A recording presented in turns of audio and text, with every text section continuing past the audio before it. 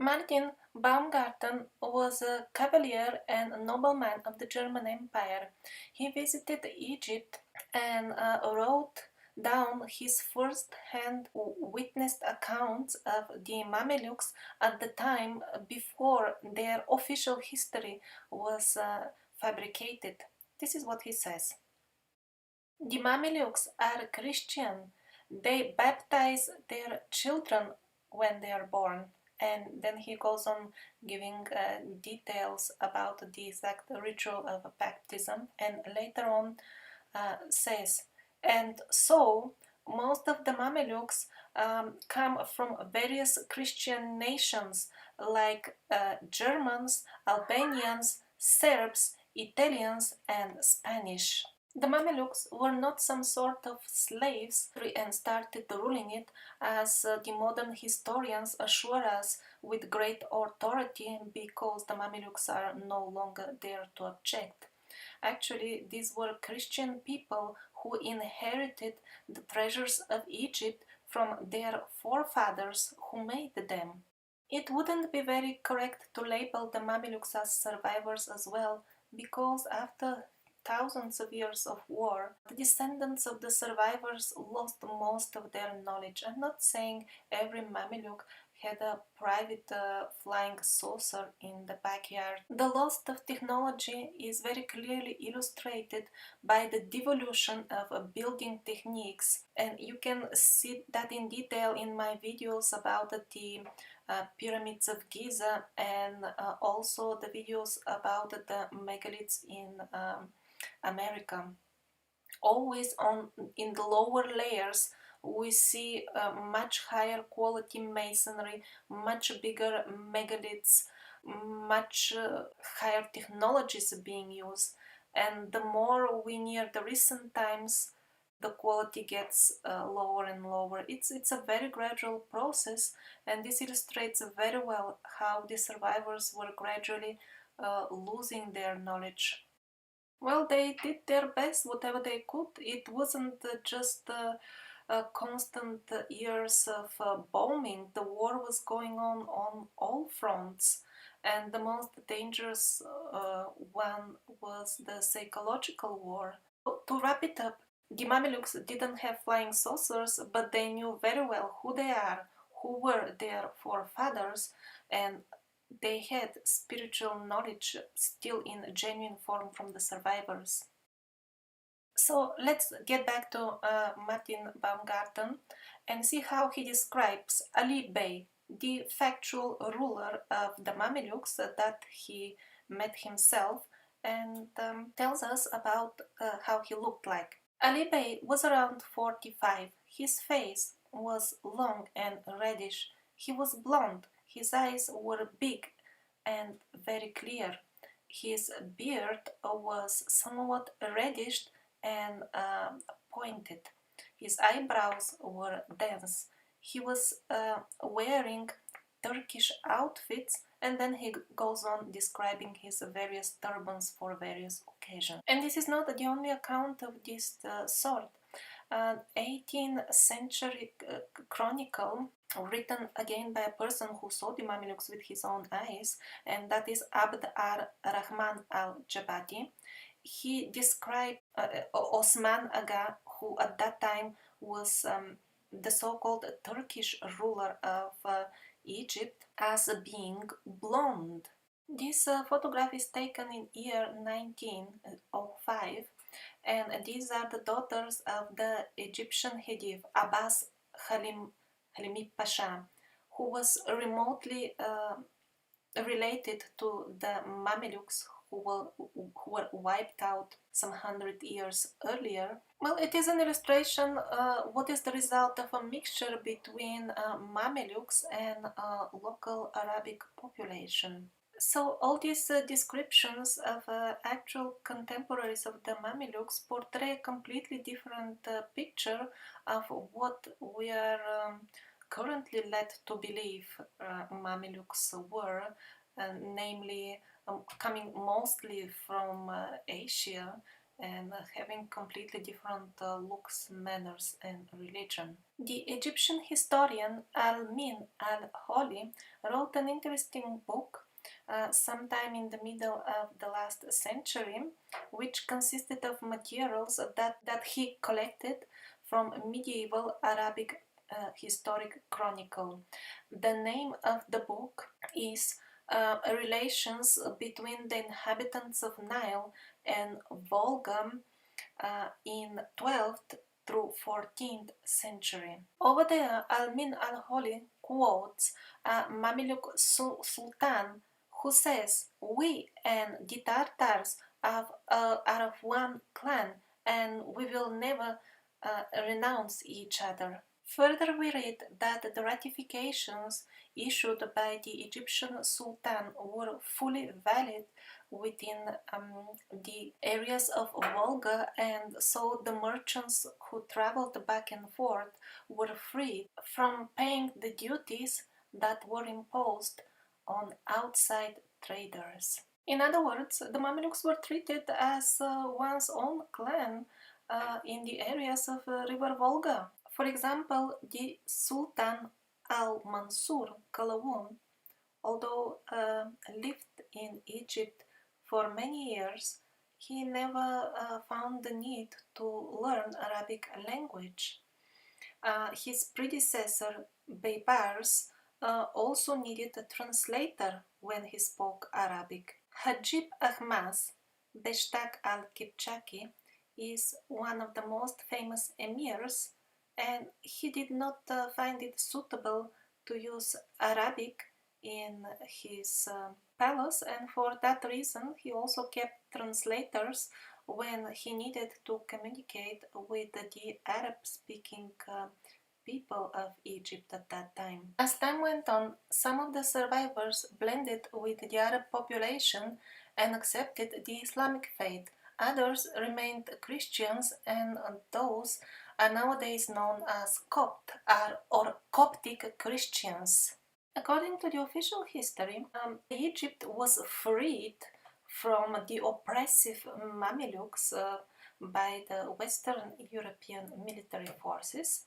And let's see when the Christian Western Europeans freed their Christian brothers, the Copts, in Egypt, what did they do with them? Normally, one would expect, if that situation was true, that they would rejoice meeting other similarly minded people who glorified their Lord Jesus Christ. The truth is, they didn't care about any Jesus Christ. The monasteries laid in ruins, the churches were plundered, the leaders of the clergy, no record of them. The Coptic Christianity was still pure. It still had the original message of Jesus Christ about how to modify the reality we live in with the power of our thoughts and intentions. The soldiers of the parasites quarantined the Coptic Christianity for some 50 years, waiting for one generation to die and forget the truth, and after that they kindly allow it to revive itself and resurrect again, but with changed ideology. They removed the original message of Christ and substituted it with parasitic so-called Christianity, that we are slaves, we are born sinful, we have to desperately pray and wait for somebody to bestow mercy on us because we cannot do anything, because we are powerless, because we are slaves, and so on. The original Christ teaching was how to awaken the divine in us, those absolute powers that we possess as humans naturally, being part of God.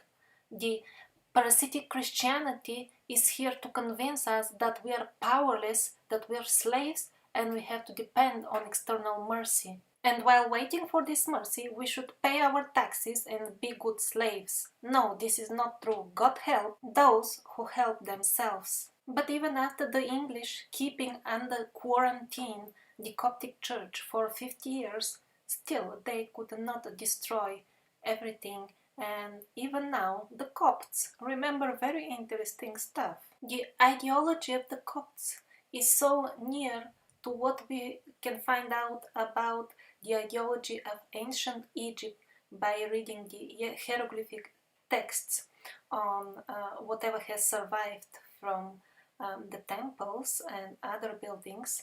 And that is why even official researchers call the Coptic ideology direct continuation of the ancient Egyptian. But how is that possible? That ancient Egyptian culture supposedly existed a few thousand years ago, and the Copts are very, very recent Christians. As I explained earlier, one of the prime instruments in fabrication of the fraudulent history was to drive important events in culture way back in the past to make them look unimportant and irrelevant to us. The kingdoms of the Egyptian pharaohs were also artificially shifted to the faraway past, but in reality the last pharaohs were Christian themselves. Christ appeared in the already rotting from within society of the survivors to restore the truth.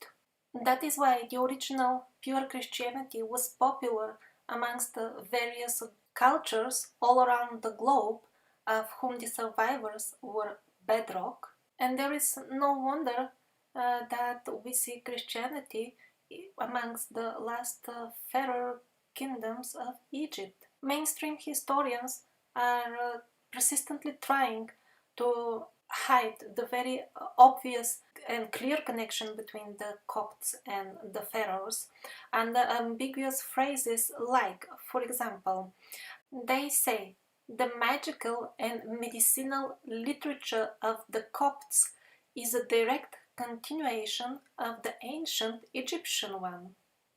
And now I would like to read to you a direct quote of some of those magical texts.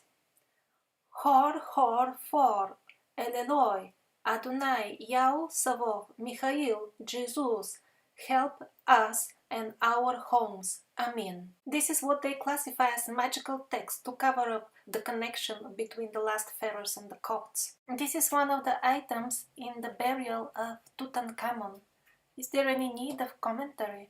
Well, this is a Christian cross. Here is the same in the close-up. This is the dagger of the pharaoh, decorated with animals that are from Europe. Everybody knows that many of the ancient Egyptian paintings, or maybe at this point we should stop calling them ancient, but since they are famous as being ancient, excuse me if sometimes I still say that by mistake.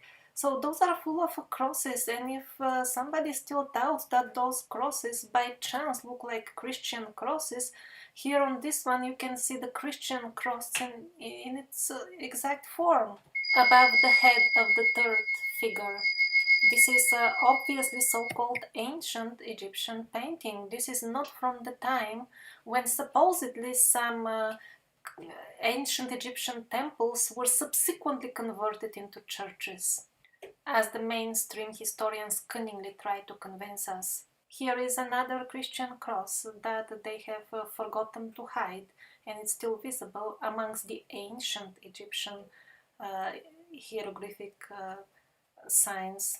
And this is another one laying there in the corner in one of the ancient Egyptian temples.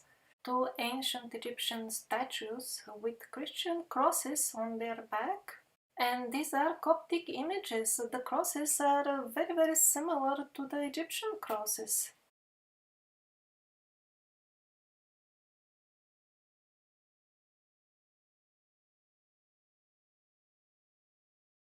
Here are a few more Egyptian Ankh crosses. And so, sometime in the end of the 18th century, some Jesuits are being sent to Egypt to start fabricating the future image of ancient Egypt as we know it nowadays, and which is absolute historical fiction.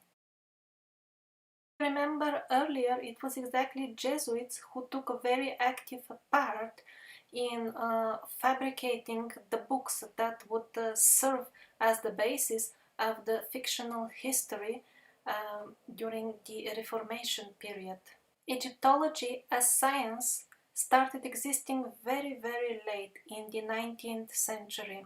At that time, the Scaliger version of history was already widely accepted as scientific, and the Egyptologists were forced to adjust everything to fit those mistaken axioms that were laying the basis of the timeline of Scaliger. And if they would disagree with the Scaliger timeline, they wouldn't be employed as official scientists anymore, very much like today actually. It is very easy to maintain the false myth that the timeline of Scaliger is the only scientific one, with the simple practice of removing all those who do not agree with Scaliger. They are unlisted as scientists, and in this way, it only those who agree remain. And yes, then it is true, almost all scientists do agree with Scaliger. Sometimes so-called ancient sources are quoted to support the Scaliger Pitavius timeline of Egyptian history. However, please be aware that, for example, the most famous of them, the work of Manethon, is not available in original nowadays. And so if you see some quote from Manethon, well, it is very easy to manufacture all of that, to fabricate it, because the original is no longer available. So you can put any fantasy and label it as coming from Manethon, no problem. And so is the situation with all other so-called ancient sources. As far as the official history of the various dynasties and times of rule, of reign of various pharaohs, that was easily fabricated by Henry Bruch, who approached the matter in a very practical way. He took various lists from the temple carvings. Some of them definitely were names of pharaohs. Others was not sure, but he took some lists that he liked, and also assuming, according to his liking, that those were only pharaohs. Others, they didn't fit so well, so declared them mythical, mythology, and did not include them. And then to fix easily the dates of their reign, he just decided that everybody has ruled 33 years, or to be more exact, 100 years for every 3 pharaohs. And that is how this full history was cooked and was ready to be served to the public as science. Egypt was one of the most important centers of the culture of the survivors. Over there, the knowledge of the magical abilities of the humans was kept alive until few hundred years ago by Copts and Mamluks, and that is why it was very important for the soldiers of the parasites to distort the Egyptian history in such a monstrous way. And so people are confused. There is one thing in the history books, but the actual artifacts point towards completely different story, and they don't know what to think. Did aliens build all this? Because according to history we could not have built them. We were barely coming out from the monkeys. It is absolutely possible, and indeed even likely, that aliens participated in building some structures, like, let's say, the Great Pyramid, because when we had our astral vision still working before it got disabled by our beliefs in the parasitic propaganda that we are slaves and helpless, we became slaves and helpless and lost our vision. Very few of us nowadays can see the real faces of the parasites, and we cannot see as well the divine and magnificent residents of this universe, of which the human race was originally part of.